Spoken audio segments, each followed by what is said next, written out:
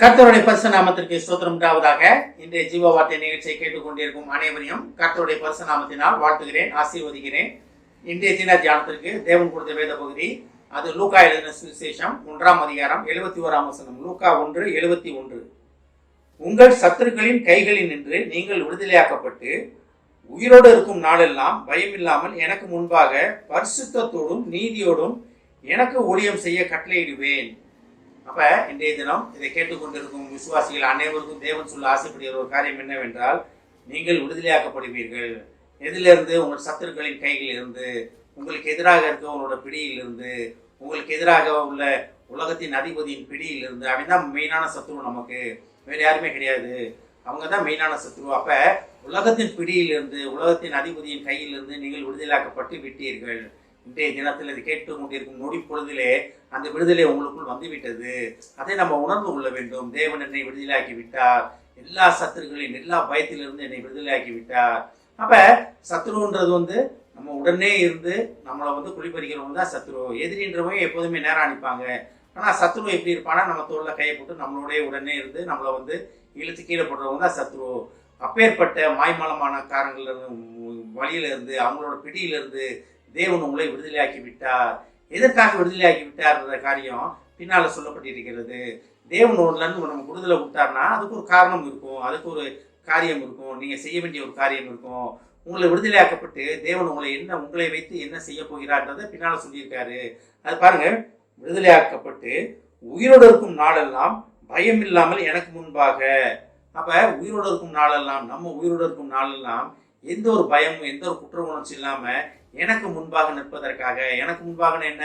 பிதாவுக்கு முன்பாக, இயேசுவின் முன்பாக, கர்த்தருக்கு முன்பாக நிற்பதற்காக. அப்ப கர்த்தருக்கு முன்பாக நம்ம நிற்கணும்னு எப்படி நிற்க முடியும்? தேவ பரிசுத்தம், நம்ம அவர் விரும்பும் பரிசுத்தம் வேணும், அவர் விரும்பும் காரியங்கள் நம்ம இருக்க வேண்டும். அது இல்லாட்டி நம்ம தேவனுக்கு முன்பாக நிற்க முடியாது. பரிசுத்தம் இல்லாமல் ஒருவனும் தேவனை தரிசிப்பது இல்லையான்னு பைபிள படிக்கிறோம். அப்ப அவருக்கு முன்னால் போய் நிற்கிற போது நம்ம குற்ற உணர்ச்சியில் இருக்கக்கூடாது. அநேக நேரம் நம்ம குற்ற உணர்ச்சியில் இருக்கனால்தான் நம்ம பிதாவை பார்க்க முடியல, பிதாட்ட போக முடியல, பிதாட்ட ஓப்பனாக பேச முடியல. இது எப்படின்னா, ஒரு ஆஃபீஸில் வேலை பார்க்குறீங்க, இல்லை ஒரு ஸ்கூலில் படிச்சுக்கிட்டு இருக்கீங்க, ஒரு சின்ன மிஸ்டேக் ஆயிடுது. அப்போ உங்கள் ஹையர் அஃபிஷியலுக்கு முன்னால் உங்களை கூப்பிட்றாருன்னா, அவர் ஒருவேளை இந்த மிஸ்டேக்கை பற்றி தெரிஞ்சிருக்காது. ஆனால் கூப்பிட்ட உடனே உங்களுக்கு என்ன இருக்கும்? ஐயோ தெரிஞ்சு போயிருக்குமோ, நம்மளை எதுவும் சொல்ல போகிறாரோ, நம்ம தவறு பண்ணிட்டோமோ, அந்த ஒரு கான்சியஸ் இருக்கும் பார்த்தீங்களா? அதான் குற்ற உணர்ச்சி. அது நம்ம ரிலேஷன்ஷிப்லேயும் இருக்கலாம், சொந்த பந்தங்களில் இருக்கலாம், வெளியே ஃப்ரெண்ட்ஸ் ரிலேஷன்ஷிப்பில் இருக்கலாம், எந்த இடத்துலையும் அது நடக்கலாம். அப்போ அந்த குற்ற உணர்ச்சி இல்லாமல் தான் நம்ம தேவன்கிட்ட போக வேண்டும். அப்போ தேவன்கிட்ட குற்ற உணர்ச்சி இல்லாமல் போகிறதுக்காகத்தான் சத்துருக்களின் கையிலிருந்து தேவன் நம்மளை விடுதலையாக்குகிறார். அப்போ பரிசுத்தம் உள்ள தேவனுக்கு முன்பாக நம்ம நிற்கும் பொழுது எந்த குற்ற உணர்ச்சி இல்லாமல் நம்மளும் அவர் விரும்பும் பரிசுத்தத்தோட நம்ம தேவனை தரிசிக்க போகிறோம்.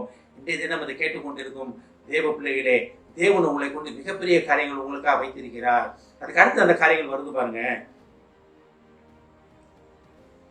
பயம் இல்லாமல் எனக்கு முன்பாக பரிசுத்தத்தோடும் நீதியோடும். அப்ப பரிசுத்தம் என்ன? தேவன் ஒரு பரிசுத்தம், அவர் ஒருவர் தான் நம்மளை பரிசுத்தப்படுத்த முடியும். நீதி, தேவ நீதியால் நீங்க நற்பப்பட போறீங்க. தேவ நீதினா என்ன? எல்லாரையும் மன்னிப்பது, ஒருவரோட அன்பா இருப்பது தான் தேவ நீதி. இதுதான் மெயினான காரியம்.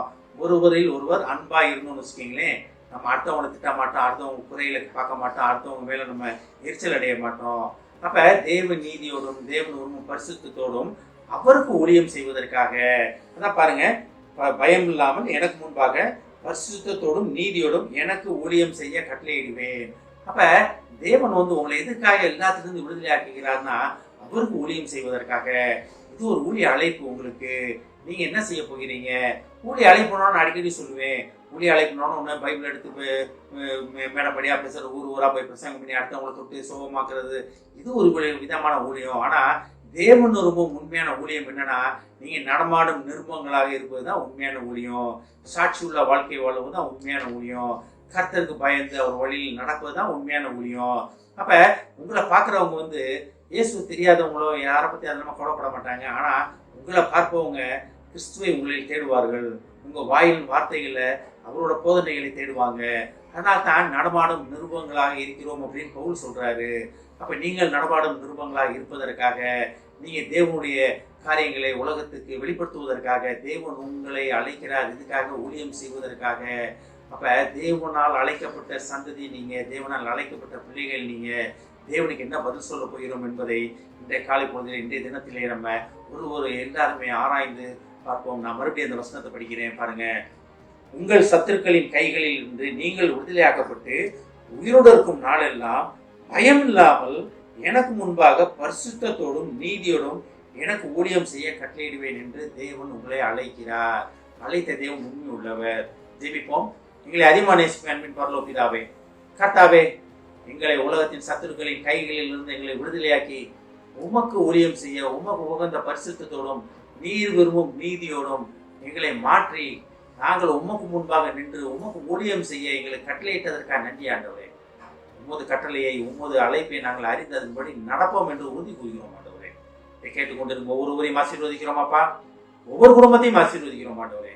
ஏஸ்தப்பனே, குடும்பத்தில் உள்ள ஒவ்வொருவருக்கும் அந்த குடும்பங்களுக்கு எதிராக உள்ள சத்துருக்களின் கைகளில் இருந்து அவர்களை விடுதலையாக்கி, அந்த குடும்பத்தை விடுதலையாக்கி தேவ மகிமையால், தேவன் விரும்பும் பரிசுத்தால், நீதியால் அவர்களை நிரப்புவதற்காக நன்றி ஆண்டவர், நன்றி ஆண்டவர், நன்றி ஆண்டவரே. ஏஸ்தப்பனே, குடும்பத்தில் உள்ள பிரச்சனைகள் அனைத்தையும் நிர்மூலமாக்கி போட்டதற்காக நன்றி ஆண்டவரே. ஆசீர்வதிக்கிறோம் அப்பா. இயேசுவின் மூலமாய் கேட்கிறேன் நல்ல பிதாவே, ஆமென். கர்த்தர் உங்களை ஆசீர்வதிப்பாராக.